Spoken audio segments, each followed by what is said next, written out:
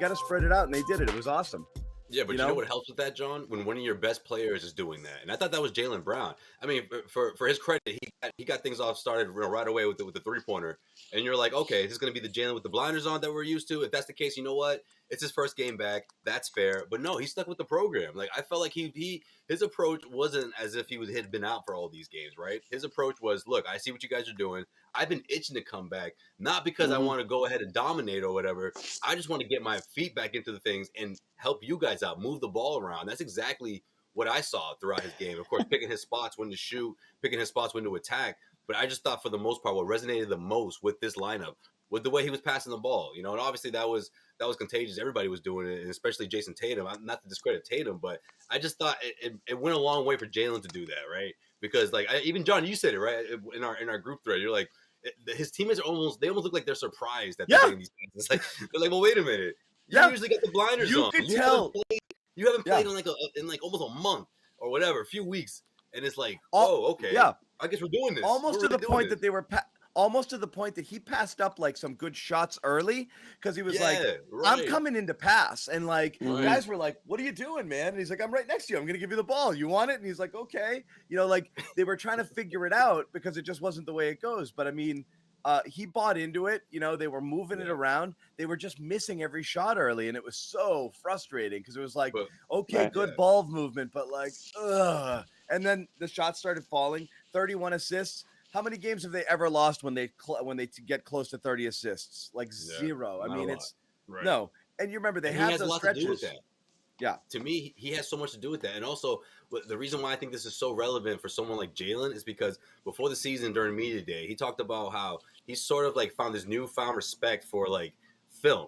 And that might sound crazy, but it didn't, because he had all that extra time that he never really had throughout his career, right? Whether we're in college or high school, he's like, I've never had a significant injury where I missed so many games and was out for so many months. So throughout that time, to stay connected with the team, obviously he hung around, but he also watched a lot of film. So I think, in my opinion, what he's trying to say here is he gets it. He's been watching the film the last few weeks. He sees the problems. He saw what happened during that West Coast road trip and what went wrong. So I just think all this is perfect timing for this team. Obviously going up against the champs and the Bucks, and then you got the Golden State Warriors on Friday night. They had the 3-4 days to rest and gear up for it, man. It's gonna strap in. I think it's gonna be a really good game. Have you guys talked much about Tatum yet? We started. We waited for you. As good as we've seen him. Pre-bubble, pre-shutdown Tatum. He Jaylen his flowers because we never do that on this show. Best game of the year. This was top 5 Tatum. This was awesome. Top 5. Yeah. And I'm talking top 5 in the NBA Tatum. The way he was able to extract and dissect this defense. And the thing about it, he never seemed rushed in anything he did. He didn't force a thing. Yeah. Right. He was like the big fella that goes to Vegas and comes out with the money bags. Everything he put in the slot machine, this 7-7-7. No decision he made was a bad one. And the thing, I don't know if you guys noticed it or not, but it seemed like he was getting the ball to Jaylen a little bit more than we normally see. And I don't know whether that, and again, that Jaylen wasn't necessarily scoring, but it seemed like that kind of threw Milwaukee a little bit off. One of the things that I spoke with one of the Milwaukee assistants before the game, and one thing that they noticed was that you never see Tatum and Brown much in pick and roll. And so when you see that's to me, it's the easiest way that you can get guys to pass to one another if you put them in pick and roll. And if they're not, they're not going to pass to each other that much. But it seemed that there was a conscious effort for Tatum and Brown to get the ball to one another. And it did always result in a shot, but it forced the defense to think about something that they probably hadn't seen on film all season long. It was clearly a conscious effort, to the point that we even said at the start of the show, Sherrod, it almost looked like, some people, like Jaylen was clearly looking to involve other teammates and not just be ISO Jaylen, even though he was taking his shots. And he and Tatum worked a little bit of a two-man twice in that first half, resulting in Tatum threes, I think one make, one miss. But it was to the point where we were almost joking. People seemed surprised when Jaylen was finding them in spots, because normally he gets it and he goes and he scores, or he gets his shot up. So it was obvious, like, everyone got the memo tonight. We are to the point of I actually thought they were overpassing in the first half, and they were getting looks, they just weren't falling. But they actually passed up on some quality shots because in their mind they're like, nope, passing it, and they were really working the ball around. And it paid off because eventually the shots started falling. They weren't early, but good. The great thing was they stayed with it. They could have easily gotten frustrated when the shots didn't go down and like go to email like, look, we tried the passing thing. Can we just go back to the thing where I just dribble and shoot? And they didn't do that, we didn't like which was it. great. Yeah, I don't lie. I tried passing. It didn't take. You know? Yeah, is it pronounced passing or is it yes? How many S's in passing? I don't want to do it anymore. Is it a soft passing? Yeah. Yeah, but it's now will they stick with how... it? They know what the blueprint is, you know, and Ime's been preaching it. I'm sure the coaching staff is preaching it. Will they continue to do it, or will the other guys say, all right, now, you know, I want mine, you know, because we didn't really get a great Smart game. We didn't get a good Schroeder game. You know, Joe Sway talked a lot about what Jaylen Brown was able to do tonight without filling up, you know, the stat sheet offensively, but moving the ball around and doing his thing. Are these guys going to let Tatum be the alpha, or is it going to fall back in line, and are we going to fall back into some of the same issues that we had, you know, earlier this season? Sherrod is courtside while Bobby ducks out. You're there. How did you think Jaylen looked physically in terms of how was he moving and everything? Well, I had a scare when he came limping up in the first quarter and went to the bench. That was a little scary, but he was able to come back. I thought for the most part he looked pretty good. Looked like a guy who hadn't played in a while. So a little rusty. I think, yeah, the big thing with him is just getting that rhythm back. But I mean, as far as like his actual movement, he looked good. But again, hamstring injuries always freak me the hell out because I know they're so damn unpredictable. But you know, when you think of the fact that he's taken, I think, like 13 of the last 18 games he's missed with this injury, so he should be good to go. But I still think that they're going to keep a kind of a tight leash on his minutes because the concern still has to be there, even if all the metrics and the tests say that he's good to go. There has to be an element of doubt or concern in their minds that this thing could flare up at any minute. So I still think he's going to be somewhat limited. Yeah, nice to have some shop, like the shot making though is so nice to have that. You know, it's just like, oh, remember that, you know, there's another guy on this team who can score. Ugh, you know, even if it was just a couple of flashes, it's just like you know, because you do get there's like this despair when you see this offense sputtering to get to 90 points and you're looking around like, where is it coming from? Like, if we don't get 30 from Tatum and 25 from Dennis, like we can't crack 100. And then Jaylen comes out and he drops a couple contested shots, catch and shoot threes, and you're like, that's the good stuff right there, you know? Like, it's good to have that.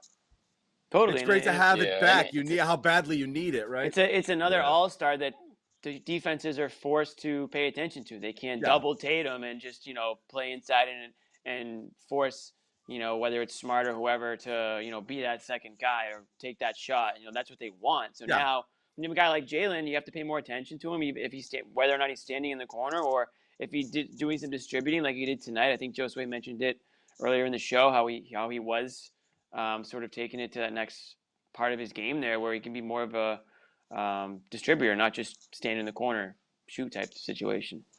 I didn't see him favoring like any hamstring really. I mean, aside from just that little scare that Sherrod mentioned, he seemed to be moving around pretty good out there. So I think the time that he took off was exactly what he needed to do. Like the first time around, when we were all like, "Why is this guy on the court? He's clearly, you know, 60% right now." So that was bad. You know, and hopefully, again, it'd be nice if they can string together some games all together, like as a healthy team. You know, I mean, I know that they're not 100% there right now, but with Tatum Brown, you know, get the starting lineup in there and get some games under their belt together and see if they do have something that they can work towards this season. Yeah, before they trade Jaylen. Right, before it all gets completely blown up. We can those offers for Grant start rolling in. Those offers for Grant are going to come rolling in. Yeah, there you go. Mr. 5049. Showcase game for Grant Friday night with Steph in the building. That's one of your bigger trade pieces. Should think about it. Well, you know what's That's happening. Actually sad. You know what's happening tomorrow, right? What's that, John? Oh, Steph breaks the record. Alleged. Oh, no. He might break the record tomorrow. This is like a big day on Bobby's calendar. Tuesday. It is Tuesday. Don't tell me. What? I'm gonna spare Bobby since he's not on right now. TNT. Tell us, John. What's the answer? What's the date tomorrow? What the hell? It's December 14th. Tomorrow. Is his birthday? No, what is tomorrow? It's December 15th, right? December 14th. Yeah.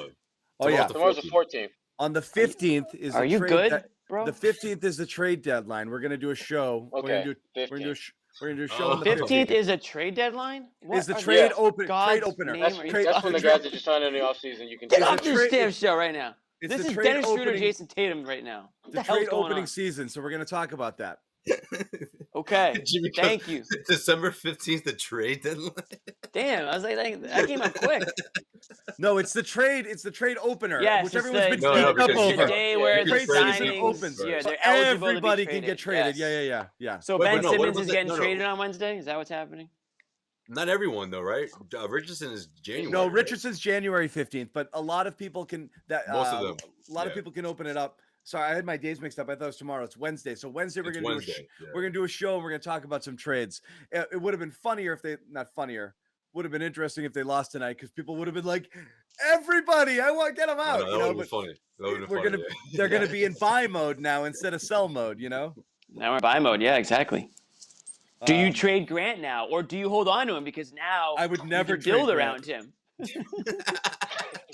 I would never trade Grant. Nope. You can't trade Grant. You can't trade him now. Yeah. Glue guy. He's the glue guy right now. 50, it's the heart and soul. Baby. There's some people out there who think Grant could or should be the captain of this team. In fact, we were saying that about a month ago. So everybody wants us to apologize. Needs to replay the tape. Never be a Celtics captain ever. We were ahead of the game. Yeah. We said the de facto captain though was Grant.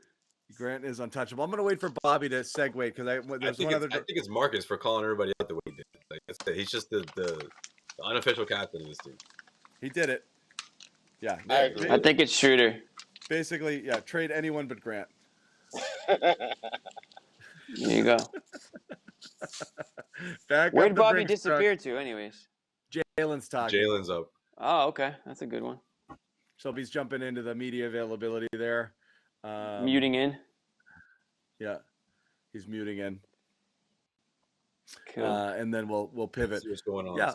I'll take a minute. I'll tell you guys about one of our sponsors here because we've got a couple. Yeah, what do we got on the docket? I gotta find it. Devastating. What are you sad about? I just realized that I'm gonna lose my fantasy football. Everyone cares about fantasy football talk, clearly, but I needed to win to make the playoffs. I just realized that. Bobby, what happened? What Jaylen have to say for himself?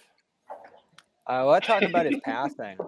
That was what I came away with this game interested in too. I was gonna ask Ime over the last few days. I didn't end up getting through to him about like how far Brown's behind as a playmaker. Because again, we haven't gotten to see him in that role much this year. He missed a couple weeks, and he kind of came out in this one early, making plays. Right, the ball was in his hands a lot. I don't know exactly how many assists he ended up with, but he was empowered in this one as a playmaker. The most I'd seen was 5 assists since that New York game early on, where I thought he was setting the tone for the offense in that game. The pace, I think the pace ramps up just from him being out there a lot of the time. And so much of this win came off his aggressiveness, I thought, from the early going. Misses some time in that first quarter with the knee injury and gets right back out there and never stopped pushing the ball. And again, we've talked about John, those stretches where he just keeps taking shots again and again in a row, has a run himself. Those energize the building and the team like nothing else that happens with them, I feel like, especially the way in which they come. Yeah, so he gets them in bunches. About that. He gets them in bunches, and it feels like the ball doesn't even like touch the rim. It's just splash, splash, splash.